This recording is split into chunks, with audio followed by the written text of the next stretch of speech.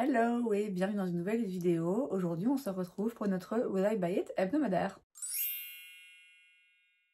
Comme chaque semaine, donc, je me rends sur différents comptes Instagram pour aller checker les dernières nouveautés, sorties, annonces en termes de make-up, skincare, beauté de manière générale et je vous donne mon avis. On commence comme toujours avec la page Insta de Trendmood. On a un nouveau produit chez La Neige, c'est le Glaze Craze Tinted Lip Serum.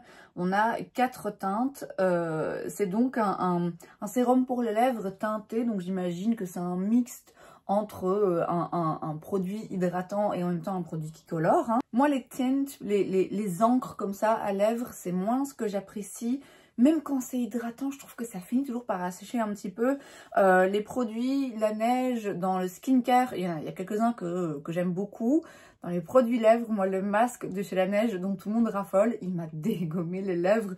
Donc je pense qu'il y a un truc dans leurs produits lèvres qui n'est pas fait pour moi. Donc là, ça me donne pas envie. Ensuite, chez Bioma, on a un nouveau produit, c'est le Phytomucin Glow Serum. Alors, c'est une marque de skincare qui est sur le marché depuis un petit moment maintenant, dont j'ai déjà entendu dire du bien, qui me donne un petit peu envie, qui me rend un petit peu curieuse. J'ai reçu à Noël cette année de la part de ma filleule un petit kit avec un nettoyant visage, un sérum et une crème hydratante. Et j'ai hâte de les tester, mais j'attends de finir d'autres choses. Donc là, le produit, en l'occurrence, il coûte 15,99 $. Alors, il promet un fini lumineux, mais pas que ça, puisqu'on va aussi avoir une peau en bonne santé, bien rebondie, hydratée. Ça réduit la sensibilité de la peau et les rougeurs, ça augmente l'hydratation, ça réduit l'apparence des ridules et des rides, et ça renforce la barrière cutanée. Donc a priori, sur papier, ça a l'air intéressant. Maintenant, je ne suis pas en recherche de skincare particulièrement en ce moment, donc je passe ce produit-là, mais la marque me rend curieuse. Ensuite, chez Yves Saint Laurent, on a un nouveau produit, c'est le All Hours Hyper Luminize Powder, dans 3 teintes. C'est donc un highlighter en poudre. Alors, Yves Saint Laurent, ils veulent ma peau, hein, clairement, en ce moment, entre le blush, l'anti-cerne All Hours, qui me fait envie depuis un moment, le Lash Clash aussi, le mascara, je pense que... Je pense que je vais bientôt dépenser une petite fortune dans la marque. J'attends qu'il y ait une offre, je sais pas, ici Paris XL, parce que je les ai vus, du coup, les blushs en magasin. Ils n'étaient pas disponibles en ligne, mais je les ai vus en magasin. Et oui, j'en prends un, c'est sûr, mais j'attends qu'il y ait 20%.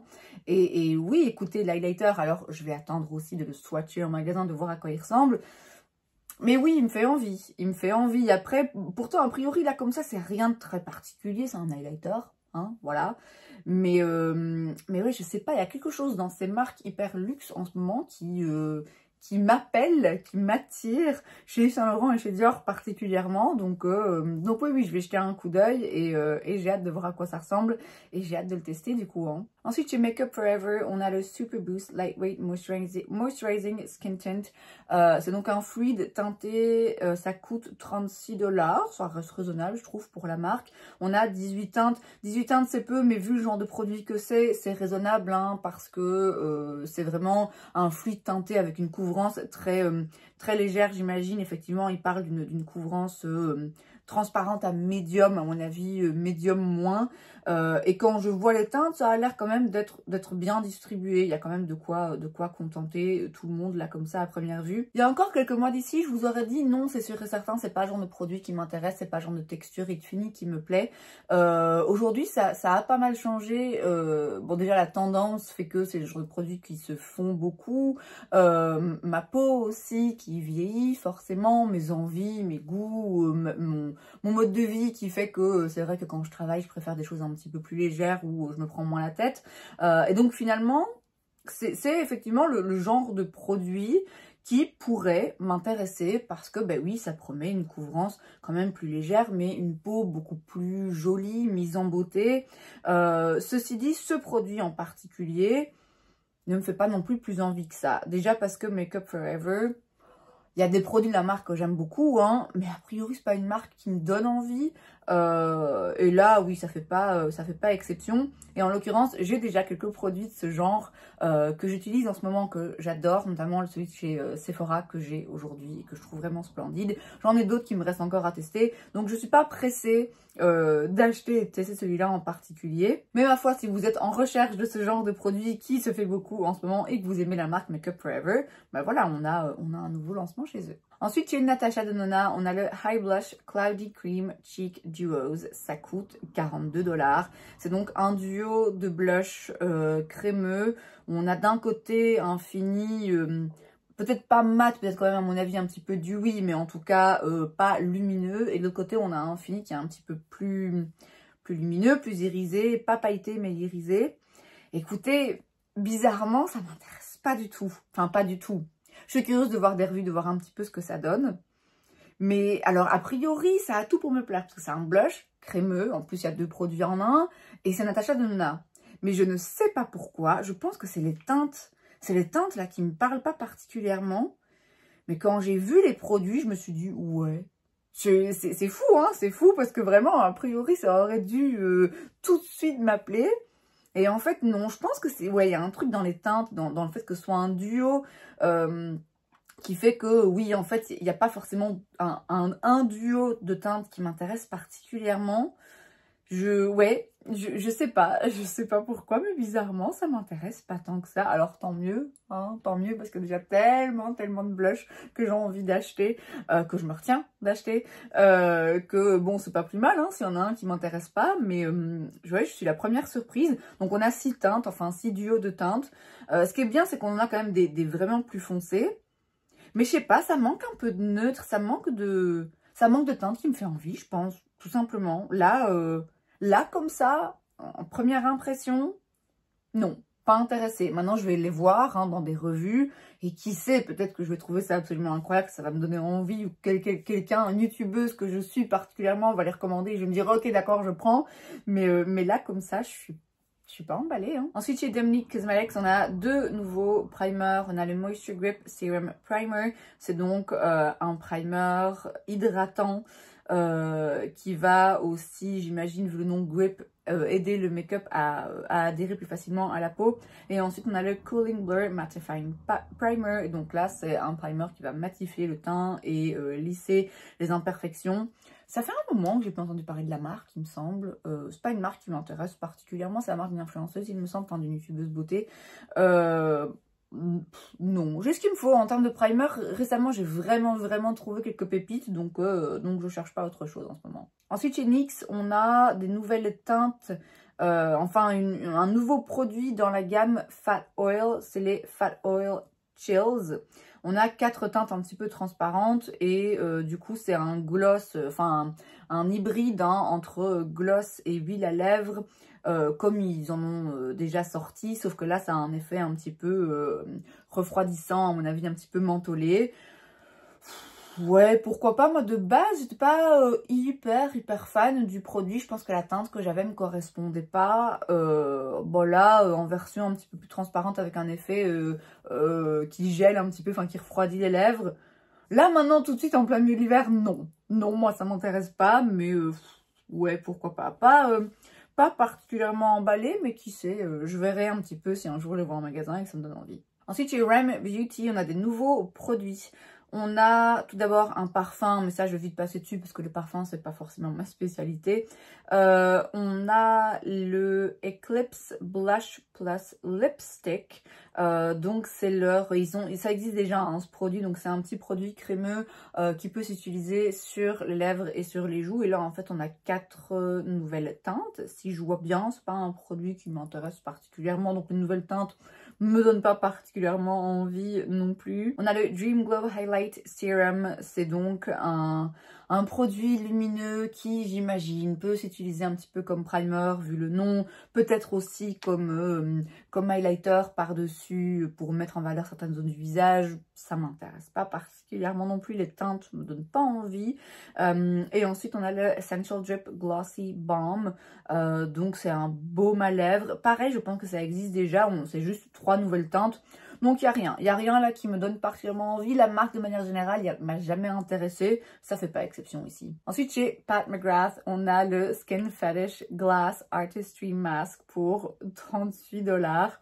Elle est pas bête, hein, elle est vraiment pas bête. Lors d'un récent défilé de mode, il me semble, elle avait maquillé les modèles et elle avait fait cet effet comme ça comme si c'est un masque en silicone limite hyper exagérément oui, c'était un truc de haute couture quoi, c'est pas forcément un make-up qu'on porte dans la vie quotidienne, mais ça donnait un effet très particulier qui avait été reproduit, en tout cas que certaines personnes avaient essayé de reproduire avec différents produits. Et là du coup elle sort le produit. Alors le but n'est pas juste de faire un look hyper éditorial juste pour prendre des photos, hein. C'est un masque, c'est vraiment un masque peel-off, donc qui sortir et qui va apporter de l'hydratation à la peau et un fini hyper lumineux et qui va aussi aider à minimiser l'apparence des pores après usage. Alors, bon, je suis forcément un peu curieuse quand même, et ouais, elle est vraiment, c'est très malin de sa part. Je sais pas si c'est forcément un produit qu'elle aurait pensé sortir, qu'elle avait prévu de sortir, ou si c'est suite au succès de ce fameux effet masque sur la peau que du coup elle a eu envie de le faire. J'en sais rien, mais ouais, je suis un peu curieuse, mais ouais, je doute quand même un peu. Je pense que ça fait un petit peu plus fun et gadget que vrai masque dans lequel j'ai envie d'investir. Donc je vais passer mon tour, mais ouais, c'est bien joué. Ensuite, chez Maybelline, on a le Stay Cream Packed Foundation. On n'a pas beaucoup d'informations pour le moment parce que ça va être disponible en mars en Asie. Donc d'ici là, ce que ça arrive, on verra. Donc c'est un fond de teint coussin. Bon, alors on ne sait pas encore combien de teintes il y a, mais encore une fois, vu le fait que ça démarre avec l'Asie, je doute qu'il y ait beaucoup de choix. En fait, non, c'est pas vraiment un coussin. Maintenant que je regarde les images de plus près, je sais pas si c'est un coussin ou si c'est juste un truc un petit peu baume, crémeux. J'attends de voir. Là, il y a vraiment très peu d'infos, donc je vais pas me prononcer. On verra bien. On verra bien déjà si ça sort chez nous et à quoi ça ressemble quand on le verra d'un petit peu plus près. C'est ok, pourquoi pas. On verra. Ensuite, chez Givenchy, on a le Prisme Libre Glow Serum Foundation. Ça coûte 61 $. Ils seront pas chiés quand même. On a 30 teintes. 30 teintes. Moi, ça me paraît un petit peu peu. Après, il parle quand même d'un produit avec, enfin oui, d'un fond de teint sérum. Donc j'imagine, c'est pas précisé, mais j'imagine qu'il n'y a pas une couvrance énorme. On parle d'un fini naturel, d'hydratation, de glow et en même temps d'un côté waterproof et qui résiste au transfert. Donc bon, c'est vrai que si c'est pas un fond de teint hyper haute couvrance, 30 teintes, ça peut aller. J'ai quand même l'impression qu'il nous propose des teintes très foncées, donc à voir. Faudrait voir, mais ouais, peut-être que c'est pas si mal. Il me semble qu'il y a quand même beaucoup de teintes beige qui se ressemblent.